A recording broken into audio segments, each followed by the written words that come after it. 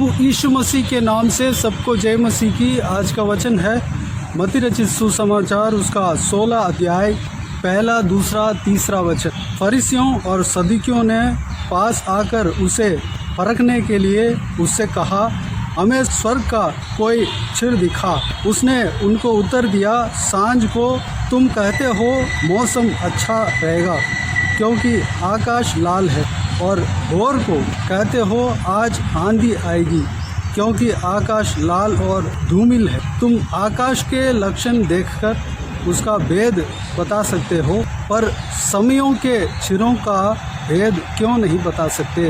मेरे प्रियो, यहाँ पर प्रभु यीशु मसीह के जीव काल में जब वह सेवा कर रहे थे, अद्भुत काम कर रहे थे, अंधों को आँख और गूंगों को बोल और बहरों को सुना रहे थे और कई सारा अद्भुत काम परमेश्वर प्रभु यीशु कर रहे थे। फरीसी और सदूकी उनको परीक्षा करने के लिए, उनको परखने के लिए जानबूझकर आके तंग करने के लिए आकर इस प्रकार कहते हैं कि हमें स्वर्ग का कोई चिन्ह दिखा। फरीसी कौन है? जो परमेश्वर का जो पवित्र शास्त्र को अच्छी तरह पढ़ा हुआ व्यक्ति हैं, अच्छी तरह पढ़े हुए रहते हैं, उनका ज्ञान उनको रहता है, उसमें क्वालिफाइड रहते हैं, डिग्री पाया हुआ रहते हैं, वह समाज में इज्जतदार रहते हैं, उनको लोग यहूदी लोग खास करके इज्जत देते हैं, वह एक अच्छे पद में एक इज्जतदार माना जाते थे। और सदूकी वह भी ऐसे ही हैं, प्रभु यीशु का जो परमेश्वर का वचन व्यवस्था को अच्छी तरह पढ़े हुए रहते हैं, लेकिन सदूकी स्वर्ग राज्य को नहीं मानते। स्वर्ग राज्य यानी कि स्वर्ग जो अलग से हैं, आकाश में हैं, उसको नहीं मानते और पुनरुत्थान को नहीं मानते, जी उठना इस बात को नहीं मानते। यहाँ पर फरीसी वह मानते हैं। ये दोनों लोग प्रभु यीशु को परखने के लिए आकर पूछते हैं कि हमें स्वर्ग का चिन्ह दिखा। स्वर्ग यानी कि इनका यह मतलब था कि स्वर्ग है कि नहीं, इसका चिन्ह यहाँ पर दिखा। इससे पहले परमेश्वर प्रभु यीशु 7 रोटी और कुछ मछलियों को, छोटे छोटे मछलियों को 4000 से अधिक लोगों को धन्यवाद करके आशीष करके खिलाया। बचा हुआ टुकड़ा 7 टोकरी निकाला गया। उससे पहले अनेक रोगियों को चंगा किया।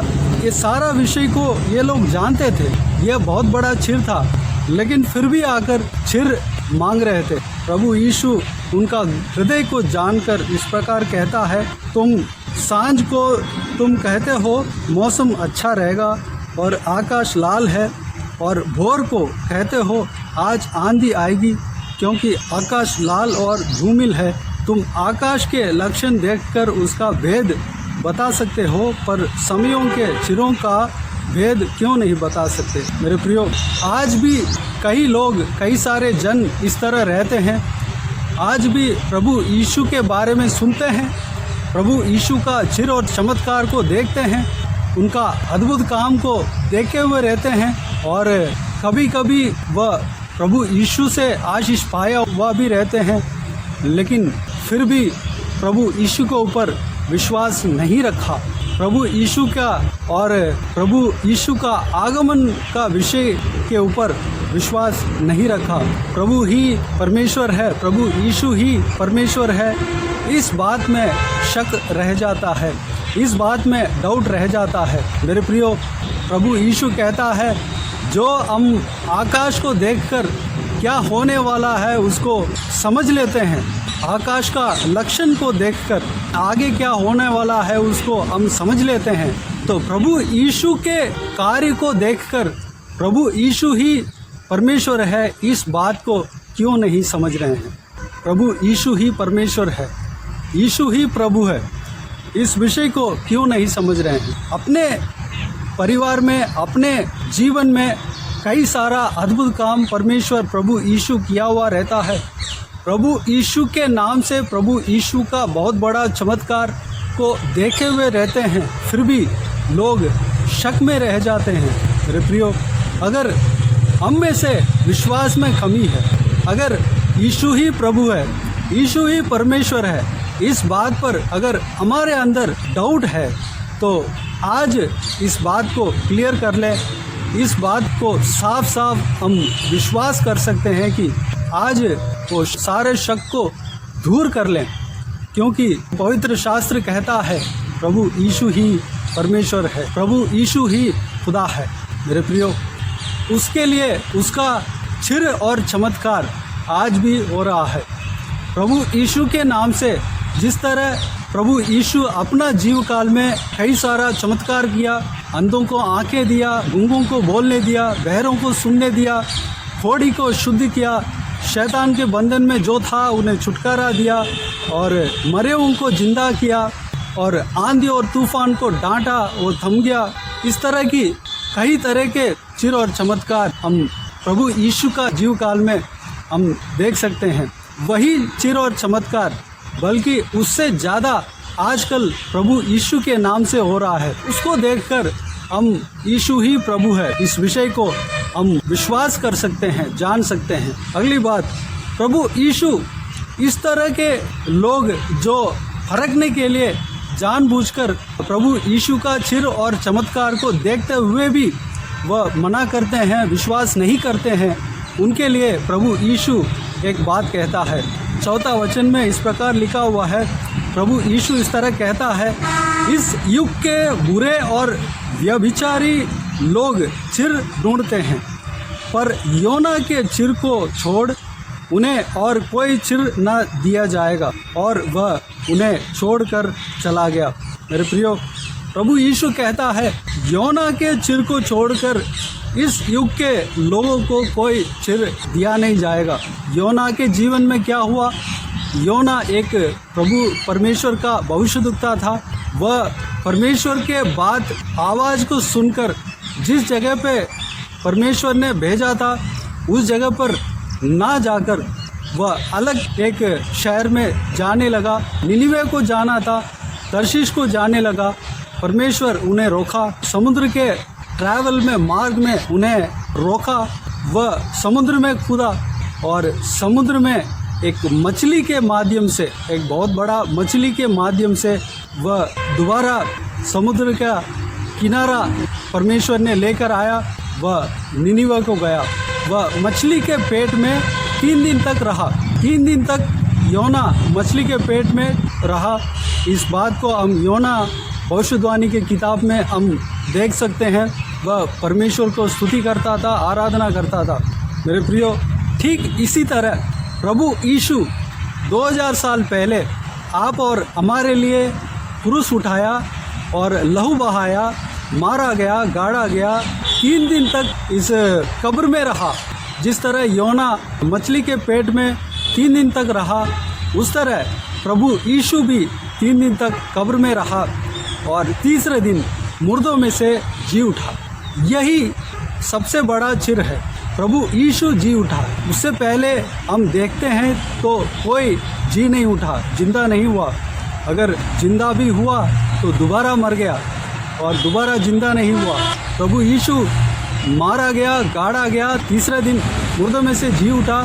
आज भी वह जीवित है। यही बहुत बड़ा चिर है। इसको आप विश्वास करते हैं तो यीशु ही परमेश्वर है, ये बात क्लियर हो जाएगा, साफ साफ समझ में आ जाएगा। इस विषय को, इस संदेश को, जो परमेश्वर प्रभु यीशु मारा जाना और गाड़ा जाना, तीसरे दिन मुर्दों में से जी उठना, इस विषय को आप मनन करते हैं, जांचते हैं, इस विषय के बारे में आप जांच कर जानते हैं, जानना कोशिश करते हैं, तो आपका संदेह दूर हो जाएगा। क्योंकि इससे पहले कोई इस तरीके के काम किया नहीं और आने वाला समय में भी नहीं करेंगे, क्योंकि प्रभु यीशु मसीह है। प्रभु यीशु ही हमारे लिए मारा गया, मनुष्यों के लिए मारा गया, गाड़ा गया, तीसरे दिन मुर्दों में से जी उठा। आज भी वह जीवित है। मेरे प्रियो, प्रभु यीशु जिंदा होने के बाद उन्हीं के चेलों में से एक ने शक किया था। उनका नाम थॉमस। वह प्रभु यीशु जब अपने चेलों को दर्शन देने के लिए उनके कमरे में आया, उस समय तोमा नहीं था। उसके बाद प्रभु यीशु दर्शन देने के बाद तोमा आया और चेलों ने उनको बताया कि प्रभु जिंदा हुआ है। तो तोमा ने विश्वास नहीं किया। तोमा ने कहा मैं जब तक उनका हाथों में और पंजर में जो चोट है उसमें अंगुली लगाकर हाथ लगाकर ना देखूं, तब तक मैं विश्वास नहीं करूंगा। प्रभु यीशु जिंदा होने के बाद तोमा के लिए दोबारा उनके कमरे में आया और तोमा से कहा, तूने मुझे देखा है, क्या इसलिए विश्वास किया है? धन्य वे हैं जिन्होंने बिना देखे विश्वास किया। मेरे प्रियो, इस संभव को हम यूहन्ना रचित सुसमाचार उसका 20 अध्याय 29 वचन में हम देख सकते हैं। प्रभु यीशु तोमा से कहता है, धन्य वे हैं जिन्होंने बिना देखे विश्वास किया।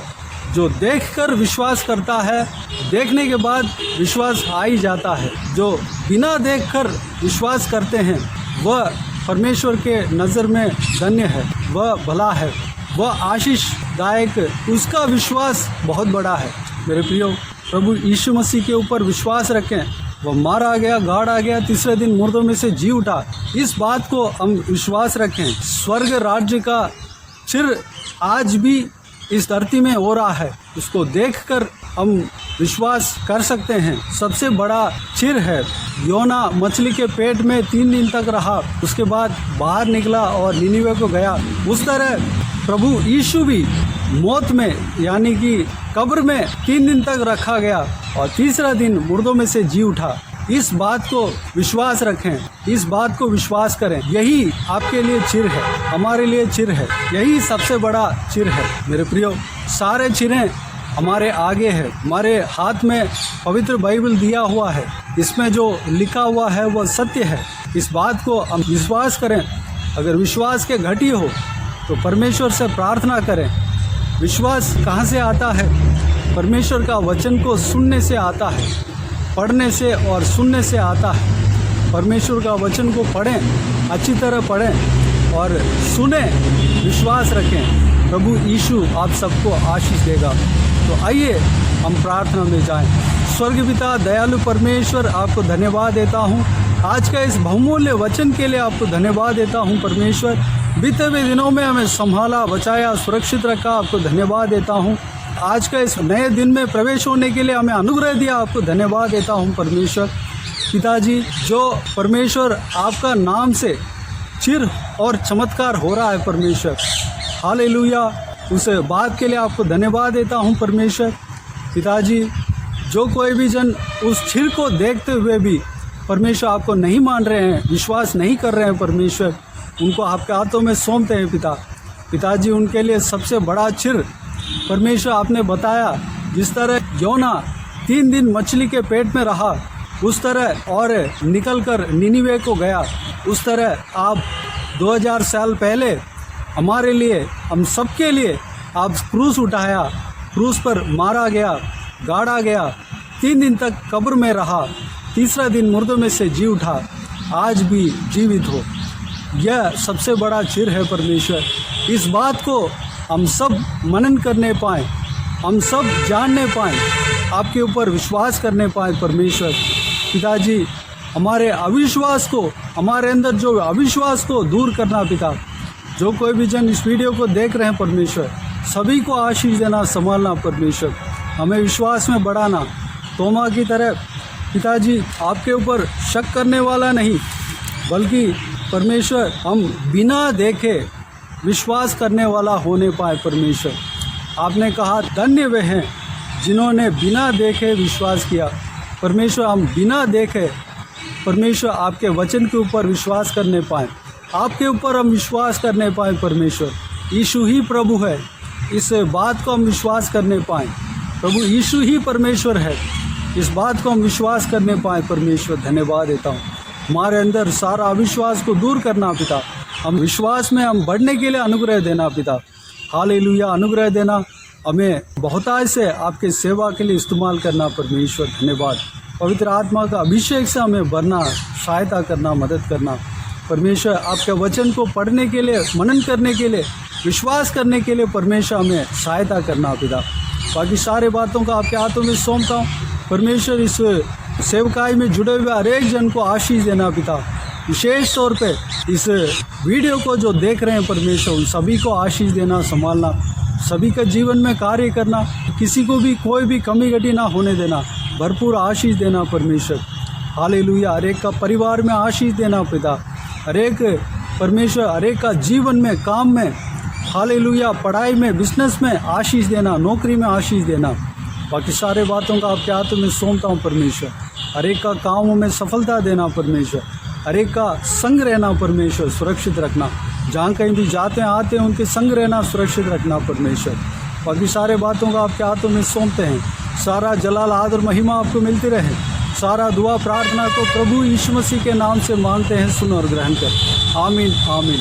प्रभु यीशु मसीह के नाम से प्रभु यीशु मसीह का आशीष और अनुग्रह हम सभी के ऊपर बने रहें। आमीन आमीन। मेरे प्रियो, इस चैनल को सब्सक्राइब करें और शेयर करें। अगर किसी को भी प्रार्थना का विषय हो तो डिस्क्रिप्शन में दिए हुए नंबर पर कॉल करके प्रार्थना करा सकते हैं। हम आपके लिए प्रार्थना करेंगे। आप अपने व्यक्तिगत प्रार्थना में हमारे लिए प्रार्थना कीजिए। इस सेवकाई के लिए, इस सेवकाई में जुड़े हुए हर एक जन के लिए, उनके आशीष के लिए, तरक्की के लिए, आत्मिक उन्नति के लिए, पारिवारिक आशीष के लिए, संसारिक आशीष के लिए प्रार्थना कीजिए। इस सेवकाई का बढ़ोतरी के लिए प्रार्थना कीजिए। प्रभु यीशु आप सबको आशीष दे। इस सेवकाई के द्वारा परमेश्वर आपके जीवन में कार्य किया हो वह भी हमें बता सकते हैं, ताकि हम सब मिलकर परमेश्वर को धन्यवाद दे सकें, महिमा कर सकें। प्रभु यीशु आप सबको आशीष दे। आमीन आमीन।